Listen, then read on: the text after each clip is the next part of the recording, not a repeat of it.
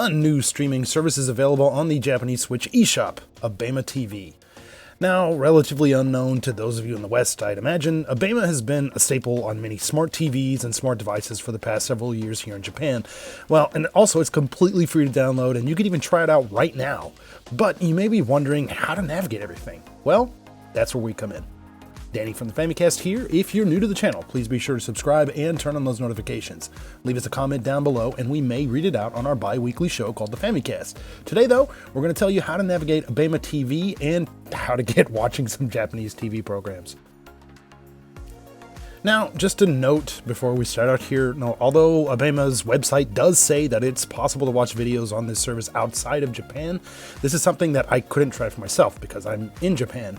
So keep that in mind when you're trying this thing out. Also, even if you can view stuff outside of Japan, keep in mind that the service is geared towards Japanese people who live outside of Japan. That's kind of like one of the things they said. So yeah, you're probably not going to be getting any English with this, but that's where we come in here. So keep on watching. Now, when you start up the app, you'll actually be asked to put in your age, and then they'll ask if you're male, female, or if you prefer not to say. And it's in that order from left to right. So go ahead, enter that in, and then after that, you're asked to select one or more of the TV shows, movies, anime, or programs that you're interested in. Now, once you do that, you'll want to go ahead and move down to press the big yellow button, which will basically take you to the next screen. So like the server is going to compile some content that you'll potentially be interested in, and based on what you choose and all that stuff, and then you'll be thrown right into the app. Now for content, you're going to be basically brought to a screen that's showing some live TV content right when you start out. Now there's actually quite a few different channels that you can check out if you basically scroll through with the joystick or the D-pad. This includes the likes of news, dramas, anime, a hip-hop channel. You can also check out racing, fishing, shogi, and some mahjong here too. And all this stuff here, it's available for free, so you can check that out at your leisure. Now, at the top of the screen, if you go up just a little bit, you can click over to a second tab away from that little TV, which is labeled Video. Now, from here, this is where things are a bit hit or miss. Now, Abema does have this premium option that actually requires a subscription fee of 960 yen per month, which is a little over $8 a month. Now, while there are quite a few categories to search through here, many of the titles or shows that you click on are going to have this yellow premium underneath the title and the runtime. You'll see it right there.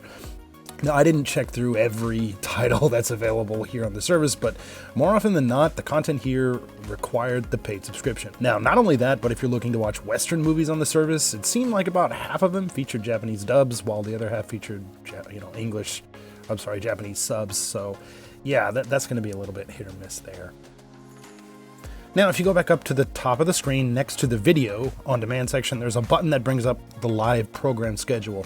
Now, obviously it's all in Japanese, but there are some pictures here that might help you if you don't speak or read the language. I mean, there's really not a whole lot more to say other than I think the navigation here can be a little bit finicky, but yeah, I mean, that is what it is, I guess.